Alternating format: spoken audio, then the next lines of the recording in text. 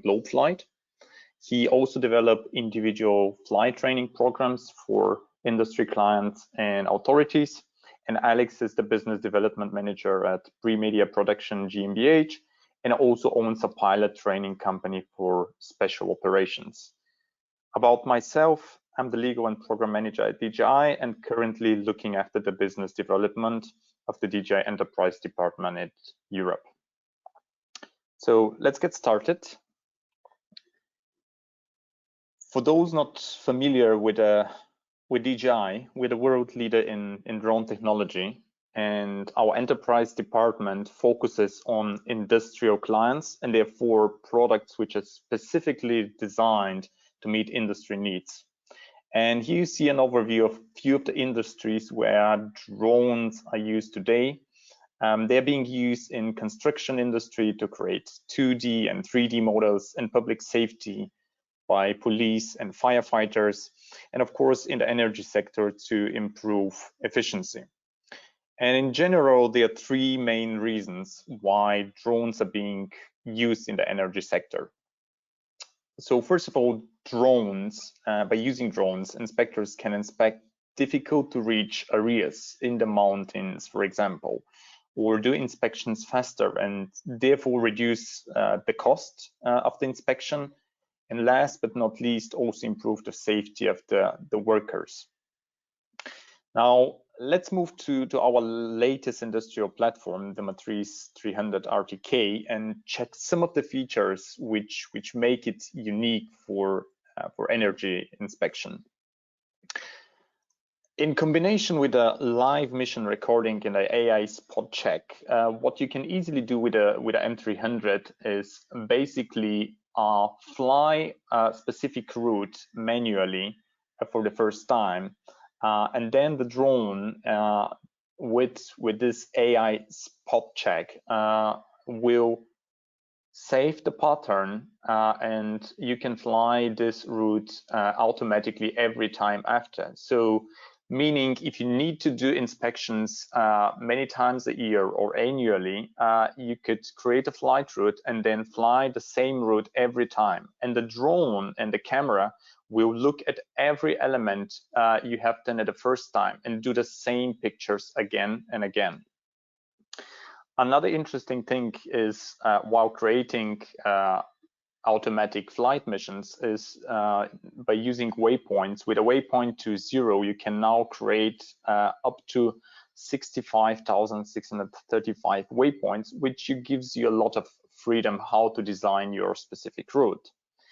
And one very important thing for the M300 is that we design it in a way that it's the safest enterprise platform ever. So you have dual battery configuration, you have extra IMU, extra barometer, extra compass, and also one of the latest innovations from our side is the so-called 3-propeller emergency landing, which means even if one of the motors or propellers get a problem, the drone still can fly with 3 propellers and land safely. So this brings you additional layer of safety for your operations. But while talking for the Matrice, we should not see it as an Energy 2 without the camera, the H20, which has some unique features like the laser point rangefinder, which can provide you with a maximum of 1,200 meter maximum range. So you can always know how far you are from the mast that you're inspecting, for example, and where the object exactly is. The camera comes with a 20 megapixel sensor, much better than some of our previous generation zoom cameras, and also 12 megapixel wide camera. One of the unique features of the H20, especially relevant for energy inspections, is so-called high resolution grid photo, which in essence allows you to create multiple photos with 20 megapixel size. So imagine the zoom camera will point at the element and then create multiple images, every image of 20 megapixel, so you have a much better overview of the elements. And now, before we move over, I'll hand it to Thomas, so he can explain more to you how exactly to use the M300 for your energy inspections. Thank you, Sergey. Hello, guys. I'm Thomas from Globeflight. Just a short introduction of Globeflight. We are one of the biggest and oldest partners of DJI in Europe. At least for the last 10 years, we did several booths with DJI, the InterGeo, the Photokina, and of course we will host the InterGeo, which is digital, next week because of COVID. So if you want to join the InterGeo, please give us an email. We do have some free InterGeo tickets, so you can join us and have a look. Yeah, let's jump in. What we have to do. So there's just the first question: why Powerline inspection, and why do it with a drone? Sergey had some important points. There's of course ensuring the quality, the security of supply, saving costs, and it's fast and cheap. And that is one of the main points. It is fast and it's cheap and it is safe. You don't need a crane. You don't need to.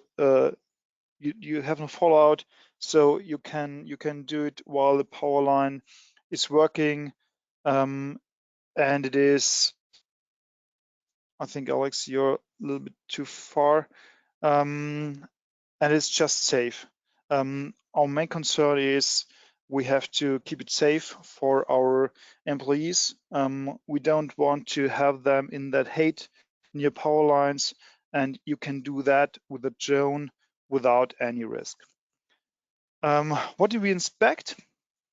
Yes, that fully depends on what power lines we are inspecting. If we're doing the high voltage ones or the low voltage ones, we do have a lot of customers that are doing mainly the low voltage ones, and that are often wooden poles with a rooftop from metal. So they are inspecting, of course, the pole. They do have problems with woodpeckers. They are putting a hose into the pole, and yeah, of course, that's not good for the statics of that poles. Then that wooden pole has a rooftop from metal.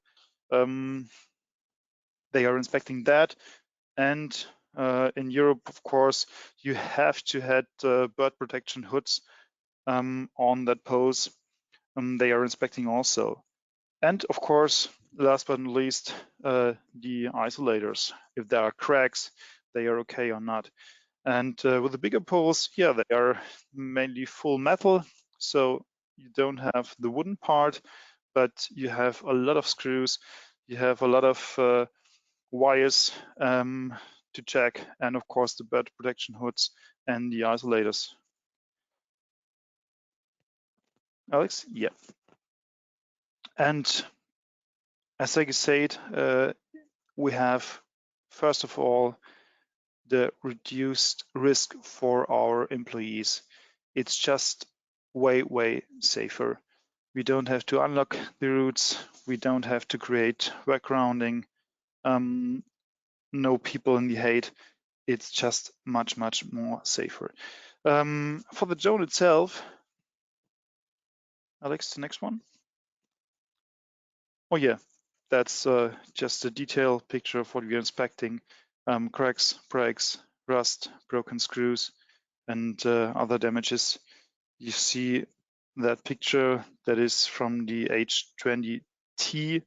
We do have a wide angle picture, we do have a zoom picture, and we do have infrared picture, all side by side. And you can inspect all of this with just one view. We have a little video that can see what you have to do for preparing the drone, First of all, what you see there is the M300 in its case. That case is delivered with the M300. First of all, you insert the landing gear and secure it properly. Then you unfold the arms. That's not that complicated. You secure the arms. Please proper secure it, not too strong. Then you insert the batteries. You lock the batteries. You connect, install the camera, the battery into the remote controller, turn on the remote controller and the drone. And after initializing, here you can see the camera initializing, you're ready to go. There are a few points that you have to do. So it is very important to have a good home point.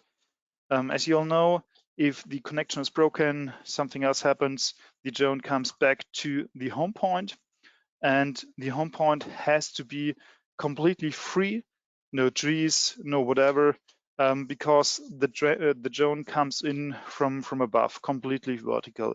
So please make sure you have a correct home point. Not too close to the power lines, not too close to some trees, but you have to have a little free space. After that, we do have a second problem, that is the return to home height. So, you know, when the connection is broken, the drone checks how high is the drone and which height you have programmed for return to home height. And if you're inspecting a mast that is, for example, 30 meters high, then please go into your menu on the remote controller and insert a return to home height for at least 40 or 45 meters. And if the mast is 40 or 50 meters high, then yeah, do additional 10 meters onto that and program a proper height. One thing you have to remember, the return to home height is always dependent on the height you're starting from. So what the drone recognizes is the height from the starting point. If you are doing low voltage masts that are on a hill or something like that, then you have to put in the proper height. If the hill is 50 meters high and the mast you're flying is 30 meters high, then you need at least 80 plus meters, better 90 or 100 meters for the return to home height. Of course, the M300 has collision avoidance systems, but it's always better to not rely on them. The last point is the M300 is, of course, the best tool for inspections, and that has three good reasons, or much more good reasons. It has the best flying times. We get up to 35 minutes. Then, of course, the best camera with the H20 and the H20T.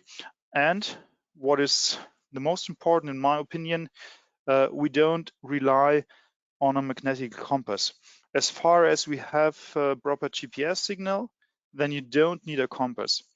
And as you all know, if you fly too close to big metal objects or generators or whatever, then a compass can be disturbed, and that might lead to a crash of your drone. But the M300 doesn't rely on that compass, so you can fly closer to metal objects. But if you fly a non-Matrice 300 drone, then make sure that your compass is properly set up and that you don't fly too close to objects. Yeah, I think that was pretty much my part. Yeah, hello from my side. I'm Alex from the northern part of Germany, and I'm working since the beginning with DJI drones and also in the industrial part. I introduce you the system and all the extra function. We start with the manual flight, and everyone who knows the enterprise series of DJI know the DJI Pilot app for control the drones. And here in the manual flight, we choose the manual flight, and on the next slides, we talk about all the mission flights. And now we have a short video. So manual flight is the whole time self-control. You have, as a pilot, all the controls the whole time over the drone. You make all the different inspections on your own. You switch between the cameras, set the focus, set the zoom factor. So here with the H20T camera and also with the H20 camera, we switch between the wide angle lens and the zoom lens. We set the factor to zoom part 20, and then we can control easily the camera tilt and pan with the wheels on the remote, but also if you're pushing on the screen, you can also switch and change the position of the camera. You see how stable also with wind speed is the Matrice 300, and here we change a bit closer the position to the mast. The small square on the screen is the angle of the zoom lens, and it's at the moment 5 and now up to 20, so it's the square getting smaller.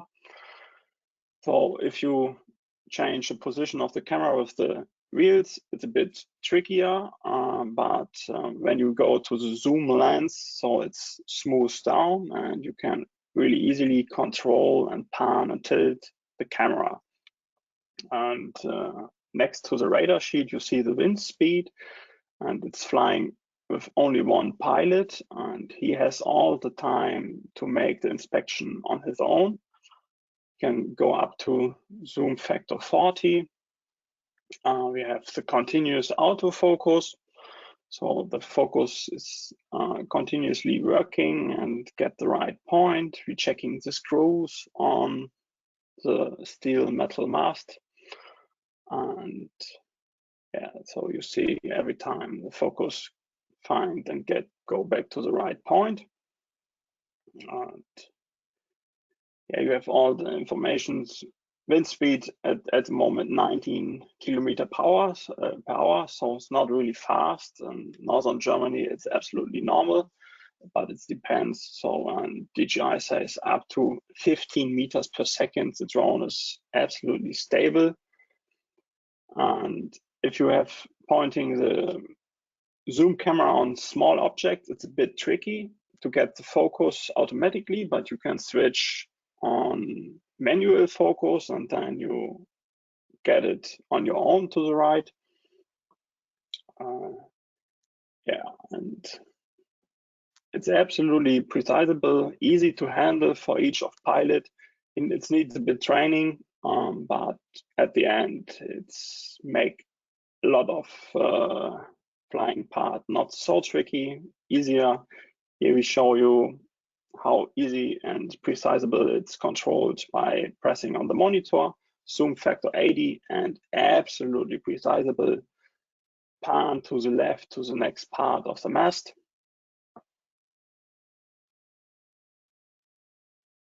So here it's a bit tricky with the autofocus, so we go back to the manual focus and find the right point. So the completely work, it's absolutely easy and so fast against all the older systems. But when you do it on your own, all self-control, and you have to come back 1 year later to inspect the same. So every time, in my opinion, you find not the right angle to put all the pictures together and over each other. So that's why DJI developed absolutely brilliant automatism, where we came later in the slides to talk about. So we have zoom factor 80/40, and it's absolutely smooth control of the camera when you want to inspect the mast.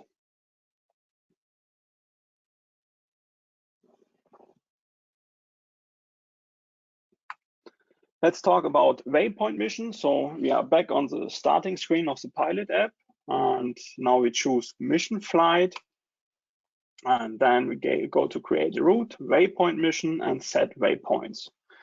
So the map is loading, we see the start point, and then we zoom in the map and looking for the right power line, what we want to inspect, and then we set the route. So you have to choose if you fly over the power lines or beside. It depends on the rights in each country.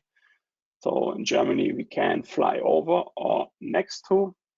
And this power line goes straight through a wind turbine park. So I decided to put a first point to fly back in between all the wind turbines. And then when I create my route, I save the route with the right name maybe. Here's only Powerline Inspection, for example. I choose the aircraft and also the camera system. And then we check the flight height and also the speed. What the drone should be flying. Here I decided to 5 meters per second and the flight height 50 meters. In northern Germany, it's easy. Everything is flat, so 50 meters is high enough. All the masts is maybe 40 or 35 meters high. Gimbal control, go to manual, so it's for me easier to pan and tilt the camera when I see something hanging maybe on the power lines or the trees grows close to the power lines, and then I have the control over the gimbal, over the camera, and the drone making the normal flight path. So I saved the mission, and then with the blue button with play, we can start and upload the mission.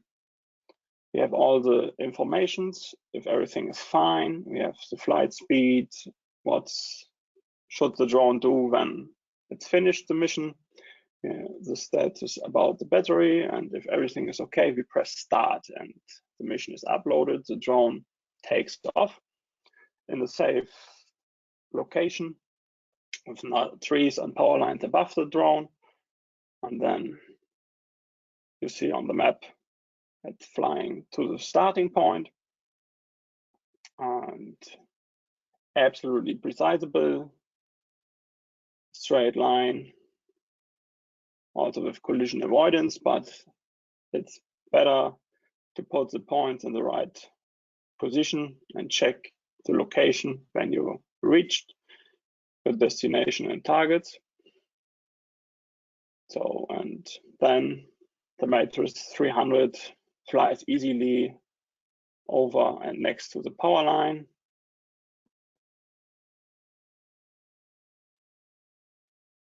And you see it's hanging something in the power lines or the trees growing in the power lines, and you have to change that and report this. So it's absolutely easy to plan and fly the missions with only one operator.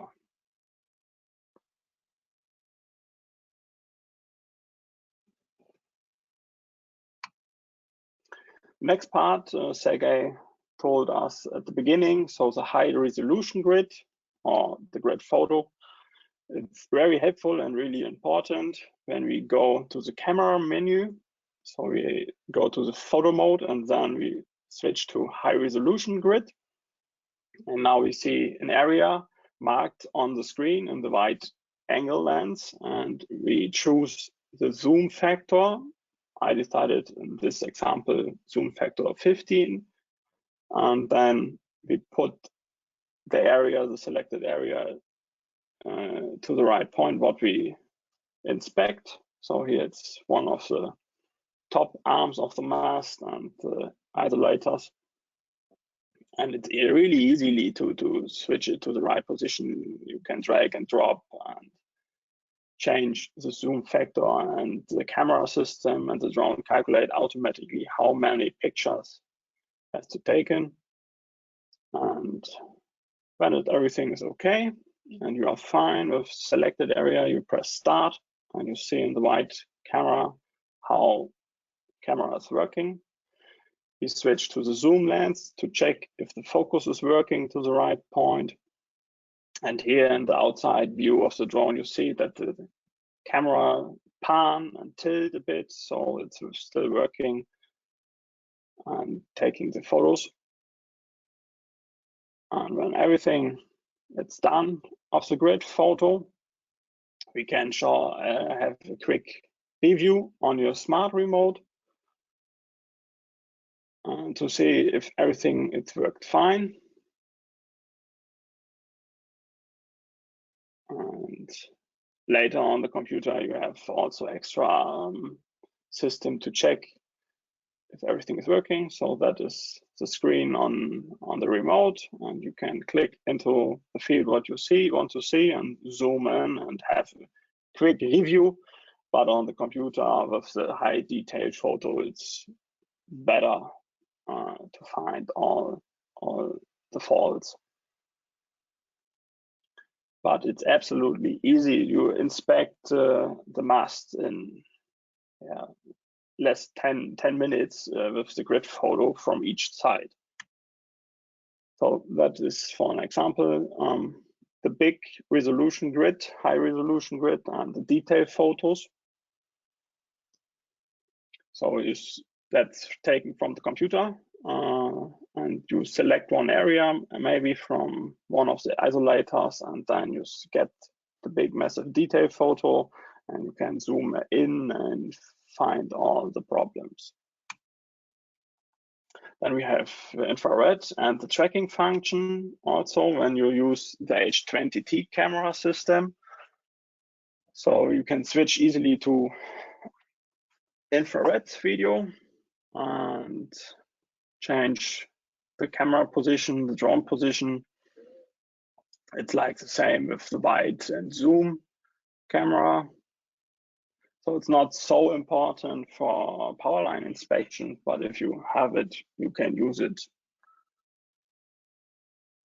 And after that, we can switch back to zoom when we want to use tracking. We have to activate tracking with the button between the light symbol on the top on the in-flight GPS, and we have also the opportunity to use the split screen with normal camera view and the infrared.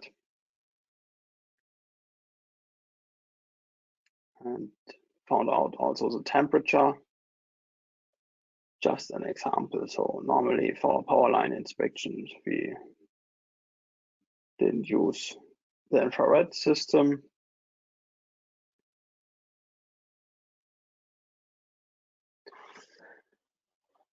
So I activate the tracking and mark the target, zoom a bit out.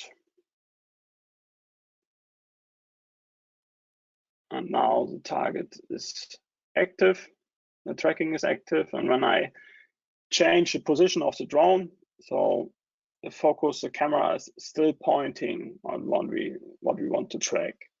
So it's also important and easily and helps you if you take videos of the point what you want to inspect, because you don't need 4 fingers maybe on one remote, so 2 fingers for flying and 2 fingers for control pan and tilt.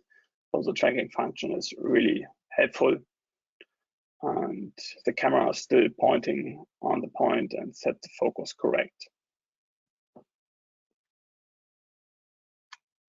But the important part is the live mission recording. So back on the start screen of the Pilot app, we go again to Waypoint Mission, but live mission recording, not the waypoint.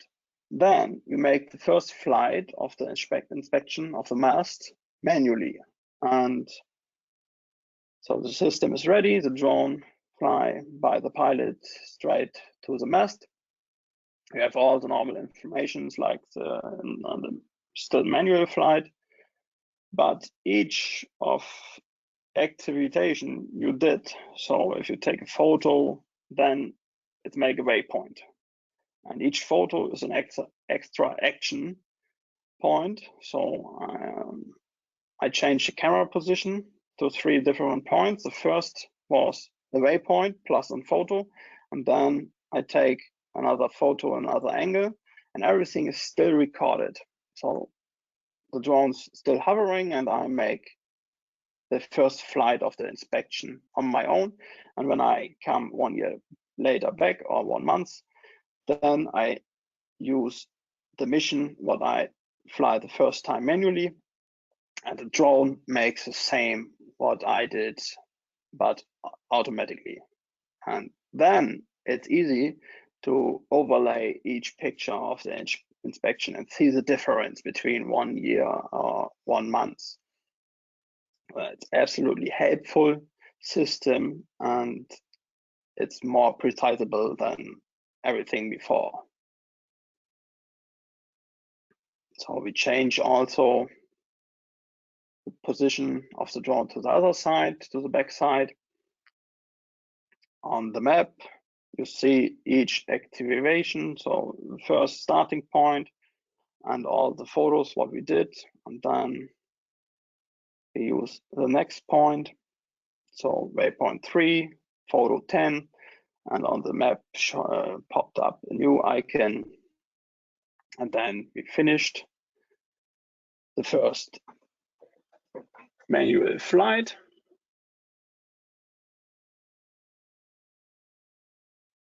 And then I push a bit forward. So make the last pictures, so waypoint 4, because we change the height of the drone, take the last pictures, and you get all the information on the screen. And when you have everything inspect, you fly the drone manually back.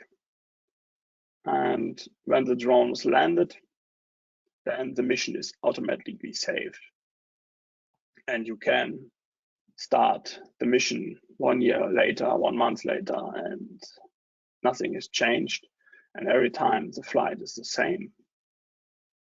So the drone is landed after the first manual flight. And then we will upload the mission to show you how it works. So Waypoint Mission 1, or the name at the moment. You get all the information, like on the normal Waypoint mission. You see the start point and all the photos what the drone has to take. And if everything is fine, nothing has changed, no trees popped up in 1 year.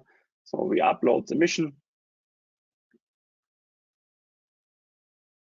And the drone makes the same what I did 1 year before.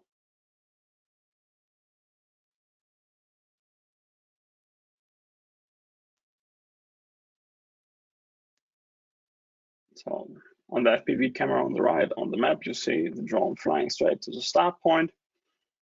And then the drone starts automatically the inspection. So I switch the screen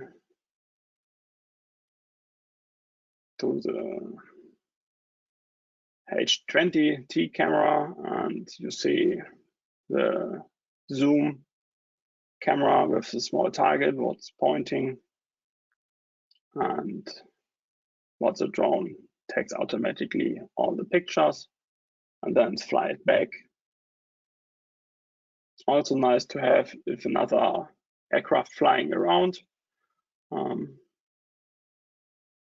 So it's easy to avoid other rescue helicopters maybe, or normal low-flying airplanes. Yeah, so that was the live mission recording. And that's a few examples of the metal mast and the isolators and the details. So thanks for watching, and Now we are time for Q&A.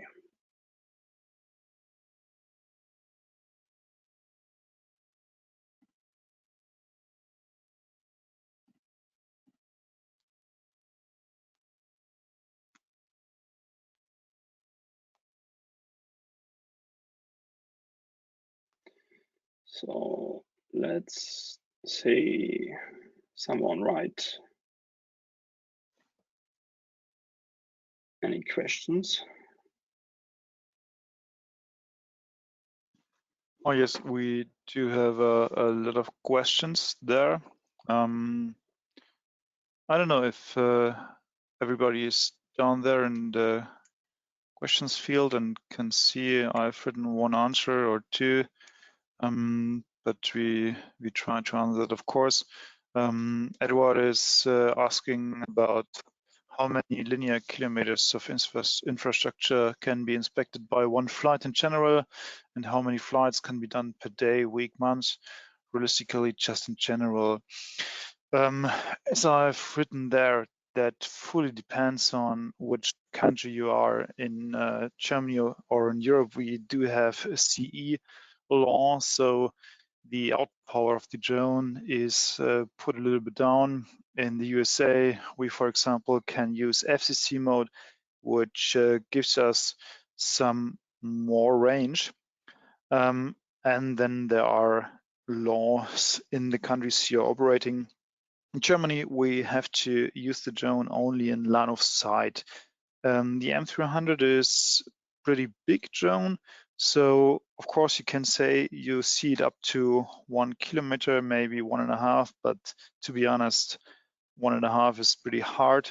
But yeah, that is what we have to do. We have to fly line of sight. So if we are standing on a certain point, we can have up to 1 or 1.5 kilometer in each directions. Technically, the drone is able to do much more. But of course, the lower you are flying, the less range you get out of the drone. If you're flying high, 100 meters or above, you of course get much more range. But if you're inspecting low masts with around 20-30 meters, then your range is not that big. So I think from one point you might be able to inspect around 2 kilometers easily. The drone is yeah, it can fly up to 3 kilometers or more in CE mode, up to 6 kilometers or more in FCC mode. But yeah, it depends on the law in the country. The drone flies up to 40 minutes. One set of batteries is changed in less than 1 minute. You don't have to deactivate the drone. You can hot swap it, so you can leave one battery in the drone, change one battery, insert a new, and then change the other battery. So you're standing on the ground for less than 1 minute, for 30 seconds around that. And you can charge the battery in the battery case. It is kind of a fast charging case. You can charge it from 0 to 90% in around 35 minutes. So if you have a generator with you or something like that, you can charge in your car. For that reason, yeah, if you want to do that and you have enough batteries, you can fly for as long as you want to fly. I hope that's enough for you, Edward. Alex, maybe you have a next question. Oh, Edward is asking for of the anomalies. So DJI has no solution for that at the moment. So all you can do with the drone is you can collect the data, but the post-processing has to be done in a third-party software.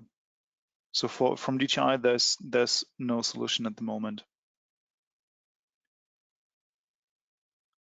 Then there's another question from Urumkan.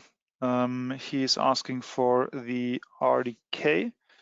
No, you don't need RDK for inspecting the poles, because what RDK is good for, of course, is to to give you a better accuracy, but that is mainly interesting for mapping purposes. If you're interested in that, just join the Intergeo next week. But for Powerline inspection, you don't need it. There's one reason you have to use the M300 RDK or maybe also the M210 RDK for inspecting, and that is the ability to not use the magnetic compass. Because the magnetic compass, as I mentioned before in the webinar, that is dangerous if you fly too close to big metal structures. If the compass is disturbed, the drone might crash. And if the drone is not relying on the magnetic compass but is using a GPS, then you can fly as close as you want to fly. That's the main advantage for the M300 and the M210 RDK. Yeah, Edward asked, what is RDK? RDK is real-time kinematic. You do have the problem with GPS that you don't know exactly how accurate it is, because the accuracy of the signal depends on atmospheric whatever. The signal is not always the same speed. So you have different accuracies of GPS, and what you do is, for example, you use RDK with a base station, and the base station is standing on the ground on an exact GPS point, and the base station is sending the data to the drone. It's always checking where I am and what GPS point do I receive, and that difference is sent to the drone. And with that technique, you get way better accuracy. But yeah, for inspection, that's not so important. That's more for surveying and photogrammetry. Yeah, all good, Edward. For planning the missions, Slavomir asked that. For planning the missions with the M300, we are using just a pilot app. The pilot app in the smart remote is pretty good. Yeah, as Alex explained, you can do everything just with the pilot app. For the M300, that is best. If you are planning routes with a non-M300 drone, you of course can use the Ground Station Pro app from DJI, but that's only for iPads. You cannot use that with a smart remote or with an Android tablet, just for iPad app. But there's no need to use another tool, because in the pilot app you have all the options. And I think it's got an update last week, and with that update we can also do linear missions. Yeah, and that's exactly for the Powerlines.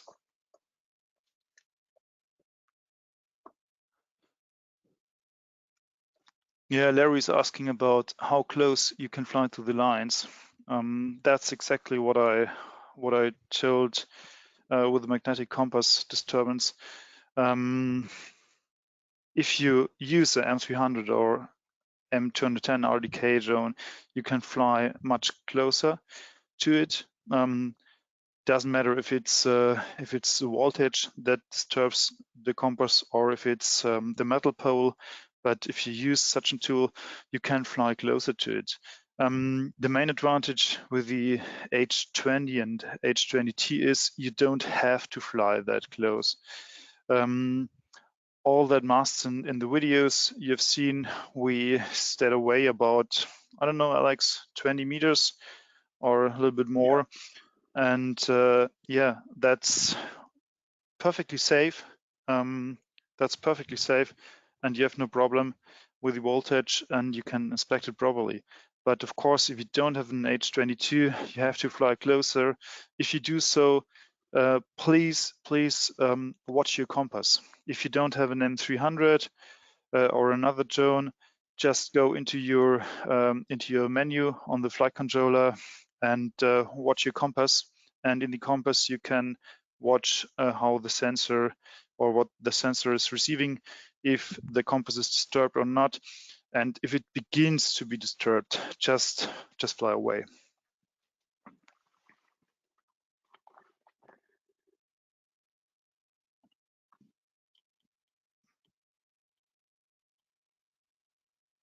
So Adrian is asking about the costs. Yeah, that's fully dependent on the camera you're using, the exact drone you're using, and of course the sets of batteries you're using. Just a few numbers, not 100% accurate, but the drone itself, the M300, is in Europe and Germany somewhere around 10,000 euros. The camera is a little bit more. Then you need the battery case, you need the batteries. The batteries are quite expensive, but they are 12S batteries, so 12 lipo cells serial. They are pretty big. They are intelligent with a battery management system like all DJI batteries. So with a proper setup, yeah, in Europe you need 25,000 euros, around that. But if you have a look into the past, 25,000 for such a setup is a pretty good price. With an M210 setup 2 or 3 years ago, yeah, you would have spent 30 to 35,000. So the M300 is a pretty good deal for that, yeah, for that camera and that drone.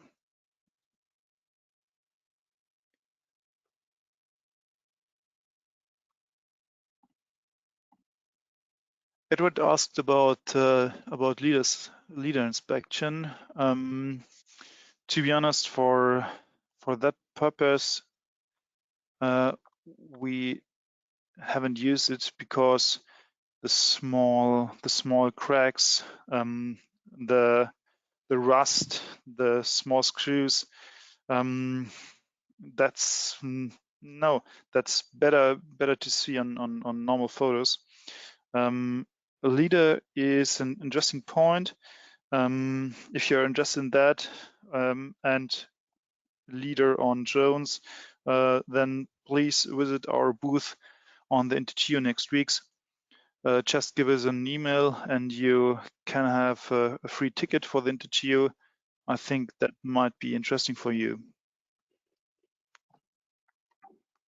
Yeah, so when I can jump in for the leader is interesting if you want to see if the complete mast is in a different position. Maybe it's a bit bent in the middle and falling a bit to the right side, maybe. So then the leader could be interesting because you see the complete structure on the 3D model and see if it's in the normal position or if the position changed. For the rest of the inspection, the camera system is the best. Oh yeah, Larry has a very interesting question about traveling with lipo batteries, and especially with the M300 batteries. That is an issue, of course, because the batteries you're using are 12S batteries, so it is more than 44 volts. That is pretty big, and the watt hours that are into the battery are much too, so you can travel in an airplane, but it's a bigger deal. You call that airline, you have to ask what you have to do with the batteries that big, and you have to handle it like dangerous goods. So it's not that easy. With batteries below 6S and below 5,400 milliampere hours, that's much easier, but the M300 batteries are too big. Yeah, so yeah, it's kind of a deal.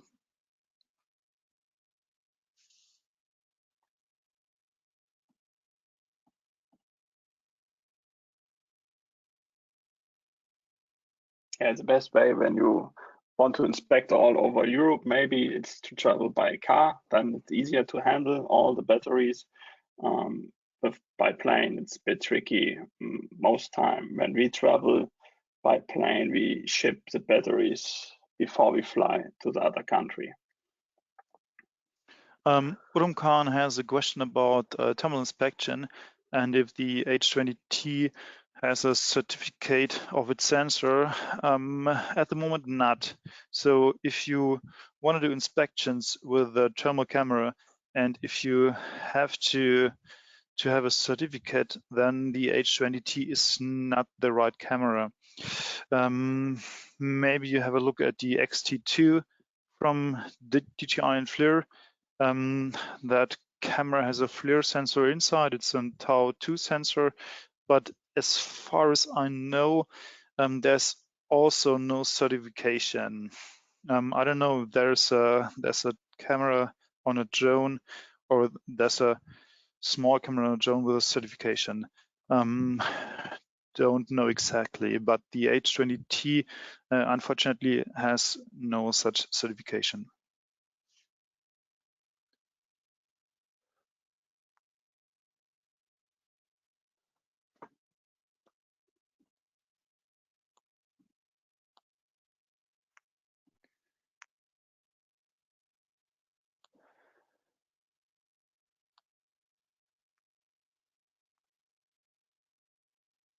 Oh, there's one question from Idris, who is asking about the RDK data in the EXIF pics, in the EXIFs of the pictures. Yes, that is not only for the surveying cameras, but the M300 RDK can also write the exact RDK data if you are connected to your RDK system or your network RDK into the EXIF of the H20T. I'm not 100% sure about the height, but no, I just don't know it. Sorry for that, Aegis. Yes, Slavomir asked for the resistant or to light rain. So it's the drone is IP45 certified. So light rain is not a problem. The camera is IP44, so it's not so water resistant. And I make practical flights about 5 hours in normal rain, not in heavy rain. So normal light rain spray. And also really wet fog isn't a really big problem. But I would say if you fly 24 hours and still rain, then it's definitely too much for the drone. And the wind speed also, it's up to 15 meters per second. So more than 14 kilometers or up to 50 kilometers per hour. So it's really resistant and it's really controllable and easy to handle with this kind of wind speed. So also in the north part, maybe of UK and Ireland with more wind speed as in northern Germany, it's a good system and stable system for inspection.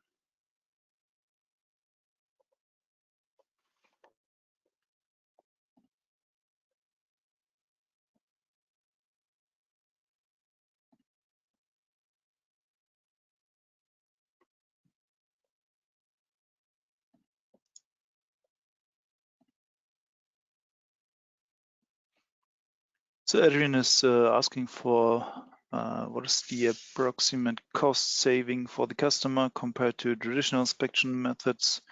What are other significant benefits of using drones other than cost? The main benefit, of course, is safety. The main benefit is safety. So you can inspect the lines without having an employee close to the line, without having him in the height near the pole.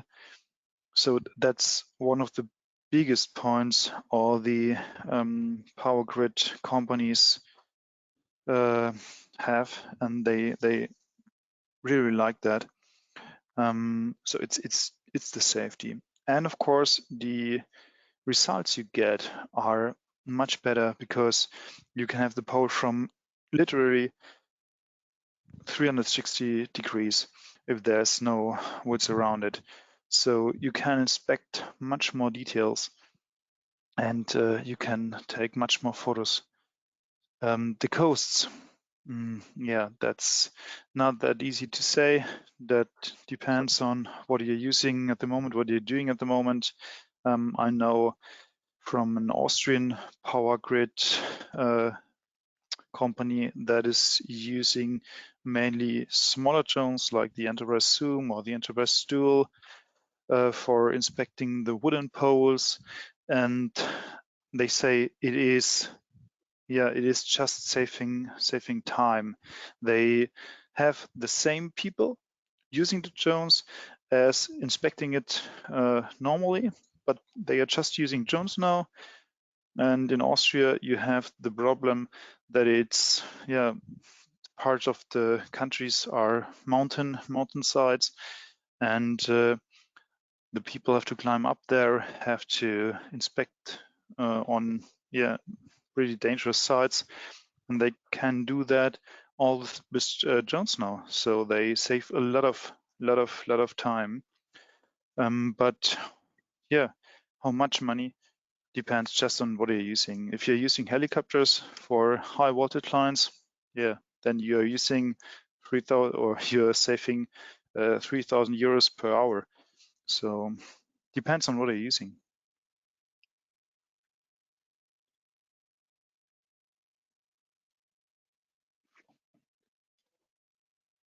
Larry's asking for the simulator software. To be honest, I've tried the simulator, the DJI simulator once, but the free version on my own computer. I don't know if you have tried it. You need pretty much a gaming PC with a lot of graphics. And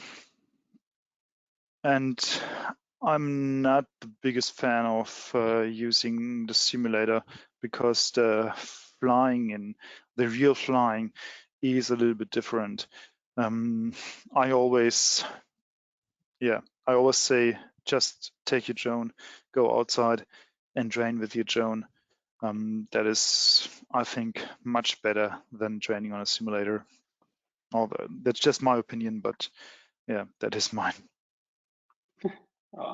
I think the same, and the rules in Europe will change for the drones, and up to next year, it's really important that we have practical trainings for inspection of power lines, wind turbines, everything what you want to inspect.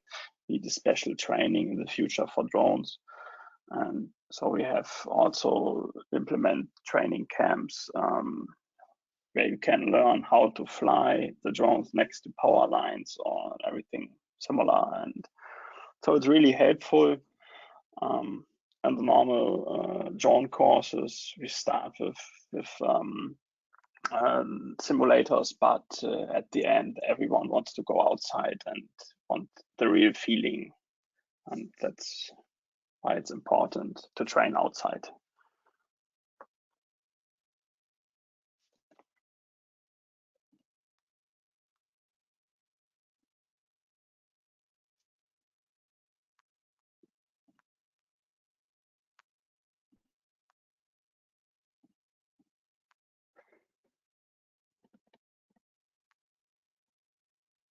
Slavomir asked if there's a way to take pictures from below. Yeah, there are. Of course, you can do that. With the normal M300 drone, you do have the opportunity to pitch it a little bit upwards. So you get around, I don't know, 10, 15 degrees. But of course, the M300 and the M210 is able to carry a gimbal on the upside. There's a special upside mount. You can mount the gimbal on the upside of the drone, and then you can inspect fully from below. That is mainly used for bridges like that, for big buildings, bridges, whatever. But of course, you can also use that in Powerline inspection. So you just need the gimbal mount. It's called the upper gimbal mount, and with that gimbal mount, you can attach the camera on the upside of the drone and can inspect. So that's no problem, of course.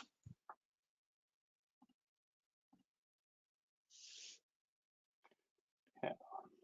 So, and I think can say thank you, or let's wait.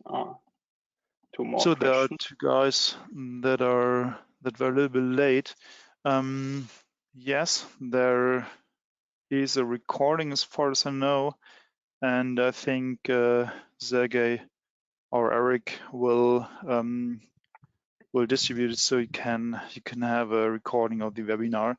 For our German-speaking participants that missed something, we do have a German-speaking one in around 5 hours.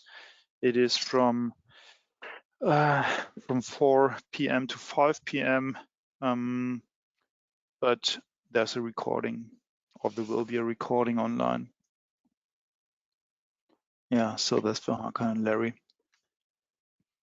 Yes, we will have a recording, so everyone who joined lately can watch this afterwards. And I think we can now close it for today. If you have any further questions, please pass it to Thomas and Alex. You see now the email address. Thanks again for watching.